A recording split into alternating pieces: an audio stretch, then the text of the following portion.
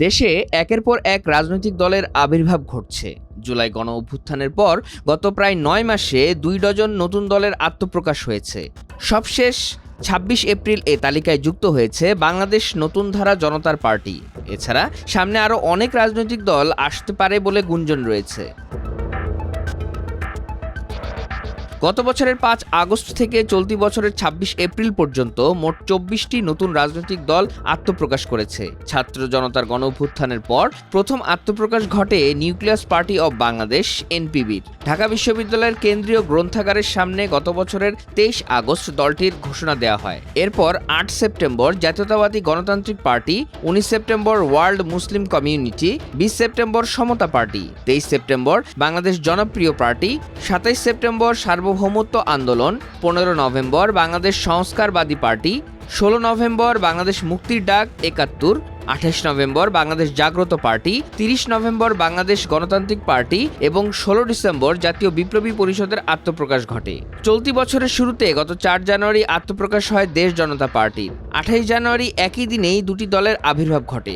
দল দুটি হল আম জনতার দল ও বাংলাদেশ গণতান্ত্রিক শক্তি। চলতি বছরের ফেব্রুয়ারিতে আত্মপ্রকাশ ঘটে তিনটি দলের: Bangladesh social democratic party, Bangladesh জন অধিকার পার্টি ও জাতীয় নাগরিক পার্টি এনসিপি। মার্চে জন্ম জনতার বাংলাদেশ পার্টি ও জনতার দলের। এপ্রিলে সবচেয়ে বেশি রাজনৈতিক দলের ঘোষণা আসে। ১১ এপ্রিল গণতান্ত্রিক নাগরিক শক্তি, ১৩ এপ্রিল ভাসানী জনশক্তি পার্টি এবং ১৭ এপ্রিল বাংলাদেশ আম জনতা পার্টি, যার প্রধান ডেস্টিনির রফিকুল আমিন। ২৫ এপ্রিল চিত্রনায়ক ইলিয়াস কাঞ্চন ও সাংবাদিক শওকত মাহমুদের নেতৃত্বে জনতা পার্টি বাংলাদেশ নামে নতুন রাজনৈতিক দলের আত্মপ্রকাশ ঘটে। আর ২৬ এপ্রিল প্রকাশ্যে এলো বাংলাদেশ নতুন ধারা জনতার পার্টি। হঠাৎ করে দেশে এত রাজনৈতিক দলের আবির্ভাব কেন জানতে চাইলে লেখক ও রাজনৈতিক বিশ্লেষক মহিউদ্দিন আহমেদ বলেন, নির্বাচনের আগে নতুন নতুন রাজনৈতিক দলের আবির্ভাব ঘটে, এটা নতুন কিছু না। সামনে নির্বাচন থাকায় এ সংখ্যা আরো বাড়বে। আমাদের দেশের মানুষের মধ্যে একটা প্রবণতা আছে, কারণ কারো সাথে কারো মতের মিল হয় না। ৫ জন লোক থাকলে সেখানে ৬টা মত হয়। এই অবস্থায় প্রত্যেকেই চায় যে নেতা হতে। তো নেতা হলে তো দল বানাতে হবে। তো দল বানায়, অনেক দল আপনি পাবেন যে দলের দ্বিতীয় ব্যক্তির নাম এই দেশের লোক কেউ জানে। কিন্তু যখন এই নির্বাচনের গন্ধটা নাকে আসে, তখন এরকম ব্যাঙের ছাতার মতন একটা পর একটা দল গজিয়ে ওঠে। তার কারণ তারা মনে করে যেটা দল বানালে সবাই তো নেতা হতে চায়, নিজেদের সক্ষমতা নাই নির্বাচনে জিতে আসার কোনো পর্যায়ে। তখন তারা অনেকগুলি ছোট ছোট দল মিলে জোট দেখিয়ে তারা দেখাতে চায় যে তাদের শক্তি আছে, অথবা কোনো একটা বড় দলের আঁচলের দলে ঢুকে যায় এবং তাদের সঙ্গে বার্গেন করে যদি তাদের কাছ থেকে কিছু ছিটি ফোটা সুযোগ সুবিধা পায়।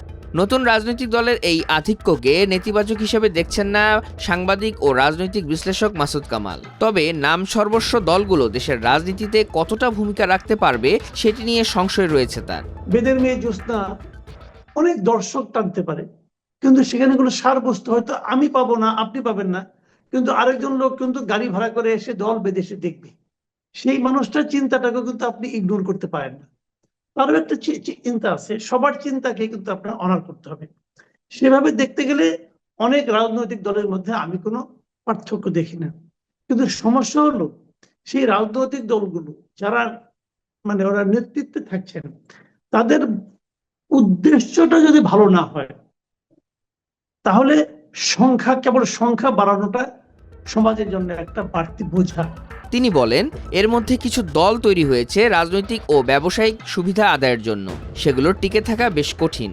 বাংলাদেশে বড় বড় যে মিডিয়াগুলো আছে, সেই মিডিয়ার যারা মালিক তারা বড় ব্যবসায়ী, এবং তারা কিন্তু তাদের ব্যবসায়িক সুবিধাকে বৃদ্ধি করার জন্য এবং তার প্রতিপক্ষের হাত থেকে বাঁচার জন্য অথবা প্রতিপক্ষকে ঘায়েল করার জন্য কিন্তু মিডিয়া করে। এই আপনার রাজনীতিতে একই জিনিস। বড় দলের ছোট নেতা হওয়ার চেয়ে ছোট দলের বড় নেতা হওয়া লাভজনক তারা মনে করে। আমি যদি একটা ছোট দলের বড় নেতা হই, তাহলে আমি ওই বড় দলগুলিতে ১৪ দল, ১৫ দল, ২০ দল, ২২ দলের জোট করে ওই ২২ দলের এক দল আমি হয়ে যাব। হয়ে যে মূল দলের সঙ্গে যখন মিটিং হবে, জোটের মিটিং হবে, তখন দেখা যাবে যে মূল নেতার পাশে আমার ছবি, ওই ছবিটা আমি বড় করে আমার ড্রয়িং রুমে টাঙিয়ে রাখবো। রাখার মাধ্যমে আমি একজন ক্ষমতার শেয়ার পাবো।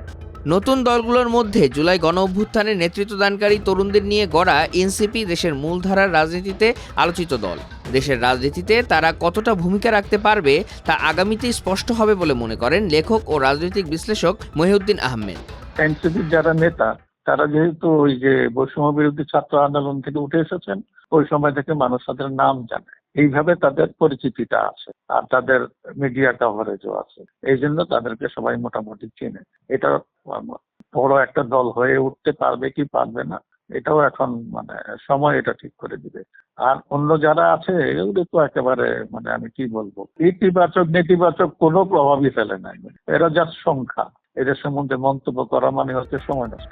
নির্বাচন কমিশন সূত্রে জানা গেছে এখন ইসিতে নিবন্ধিত রাজনৈতিক দল রয়েছে 50টি। বাংলাদেশ জামাতে ইসলামী সহ কয়েকটি দল নিবন্ধন ফিরে পাওয়ার অপেক্ষায় রয়েছে। আর নিবন্ধনের জন্য ইসিতে আবেদন জমা দিয়েছে আরও অর্ধশতাধিক রাজনৈতিক দল।